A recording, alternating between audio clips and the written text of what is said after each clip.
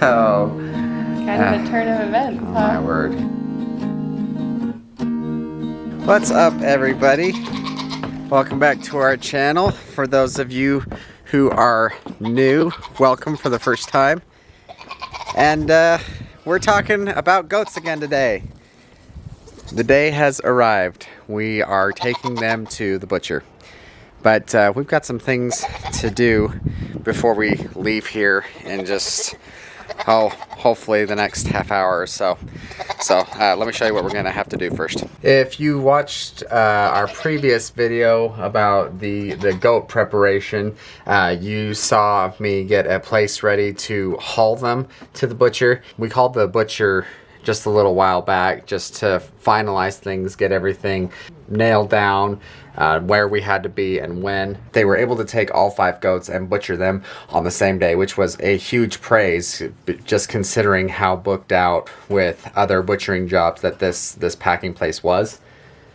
But one of the things that we have to do for these guys, they told us, is they wanted us to mark them. They told us that if we wanted to get ear tags, a lot of times you'll see livestock like sheep or other goats. A lot of times they'll have tags in their ears. That's one way of doing it. Or she also said we could have collars for each one of them. Or she said we could do color-coded spray paint on all of them, like mark each one of them different colors. The last option, the one that we actually ended up going with, was to number them with spray paint. Just because that seemed like the simplest solution for us. We figured if we buy just the one can of spray paint, we can number them easily enough, and it's easy to differentiate the numbers. So what we're gonna do, and we're just gonna number these guys 1 through 5. From the last video, we had to get that area ready to take them to the butcher. I think that's the most difficult part that we're gonna have for this whole job. I say that having not tried to wrangle these guys and get numbers painted on them. That may be a feat in and of itself. Let's see how this goes. Rach was out running a few errands. She was fortunate enough to find this spray paint. It's called Mark It. I think it's for like marking where your water lines or gas lines or any of that stuff is. But it was only $1, so I think this should work just great. Now it's just trying to catch these guys and mark them. Okay, should I mark Millie first? She'll be number 1. I guess it doesn't really matter which one's the 1 or 2. The newly fallen cattle panels make a interesting new challenge. Oh, there you go, there you go, there you go. Oh, so close. Ladder, but I can get up to that. Oh, I had her. I'll let her go. Yeah. All right, 1. Nice. Yes. That looks like a 1. Does it? Yeah. Okay. You're up. Hey, go do. Oh, miss. Go, go, go. No.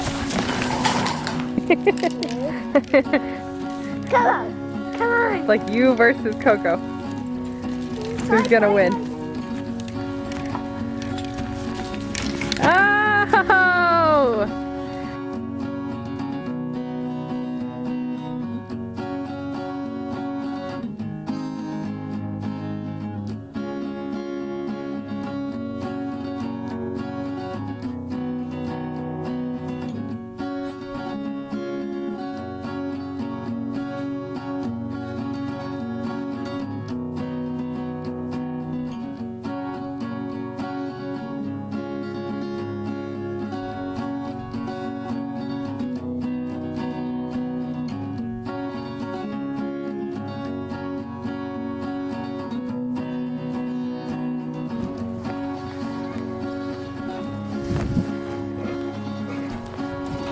Awesome. That's all you have to do, and then stand against the door. Yeah.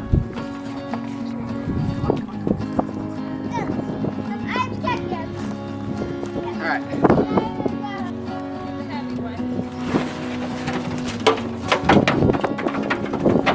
No, all 5 are going in there.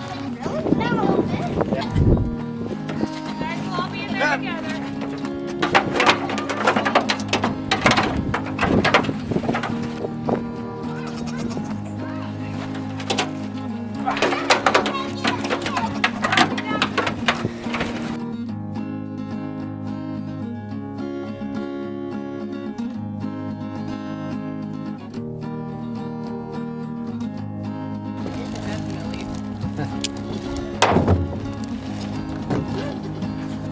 You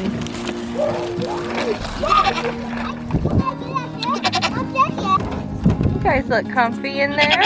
Yeah. Yeah. Bye, guys. Bye, guys. So we're home again. And we get rid of our goats. Nope. No. We got there and nobody was there.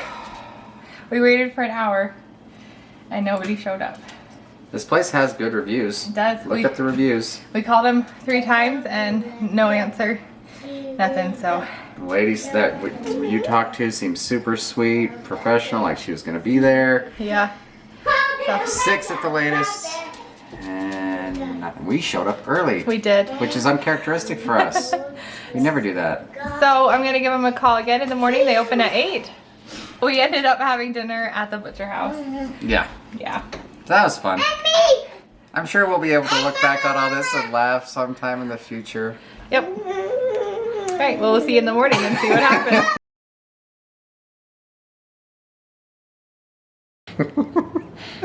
So, Kind of a turn of events, oh my huh? word, the night is almost done. But yeah, that took a weird spin. So after we shot that last clip, we got a phone call. You got a Yeah. phone call.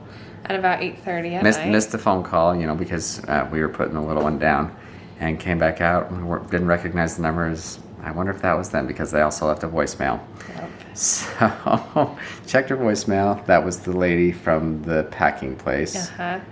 Wondering where we were. Wondering Where the goats were. They're like, did you drop them somewhere else off? And I was like, no, we went to the place. And we waited around for an hour and nobody was there. And she's like, oh, you were just supposed to put them in one of the pens. Which you figured something a lot. You were wondering when we got to the place. We'd never Yeah. done this before. No. But there were these different slots behind a big, livestock fencing. How those big fencing. She saw these individual slots with different pieces of paper up with people's names on them, and just thought something like that might be. But Yeah. nobody was there. Nobody was there. Well, and I thought, well, maybe they would take a live weight when the animal came in, and there was people's documents on each stall. So I was like, well, there's somebody who does these documents. So I was so confused. So learn from our mistake. I guess we were just supposed to drop them off. That's what she said. Well, anybody who does livestock for a living, I can see where, maybe that's normal. I don't know, but it's not normal for us. This is our first time doing goats. We had no idea. So I was a little bit peeved that they weren't a little bit more informative about that whole process. But she asked if we could come, right? Well, she's like, well, this is the only night that we can do it. They are booked out almost a year. I mean, and they squeezed us in. They were so sweet because we had only scheduled 2 goats and they bumped it up to 5 for us. And it was just like, okay. She's like, we're going to be here until midnight. So. And you said the next open spot wasn't for, Oh, no, the next open spot is in a year. So it was like, okay, we'll get them loaded again. So what was it, about 9 o'clock? You got on the road at 9. So from the call at 8:30 to me calling him back to getting him loaded. I just feel so bad for the goats because I don't want to stress them out. You know? Right. We had to reload them again and just take them that trip again. Yep. But we got it done, I guess. Yeah. And apparently they've got a really good reputation, these guys. Yeah, it was kind of bittersweet. I've had, any of you guys who've watched the videos we have with the goats, I've had kind of a love-hate relationship with those guys for this last year that we've had them, but I don't know, something about offloading them and knowing what was going to happen and watching them be led away, it really just made it more real. That was another first experience for me. I definitely think it's harder than I thought. Because like you said, we cared for them, we nurtured them, we bottle fed those 2 babies, but it was still so hard, even though they were a pain. I've already broke down once crying because it's just the reality of that these are lives. It's there's a loss there. It shouldn't be something done flippantly. I think it's okay to feel that gravity of it. Right. So, I mean, it's not. Yeah, it's not something I'd say I'd want to get used to. no. You know, no. because those are big, and you do put a lot into them. You do. Trying to grow them to that size. Oh, yeah. It takes time. Oh, and so much care. Our hope is that the slaughtering process was where it will be as quick and efficient, you know, and painless for the goats as it possibly can be. Yeah, that's the best we can do. So what a Fun day. experience. It was a day I'd be fine never repeating ever again. Well, it's after 10:30, so we need to go to bed. Yep, it's time. Past time. Have a good night, guys.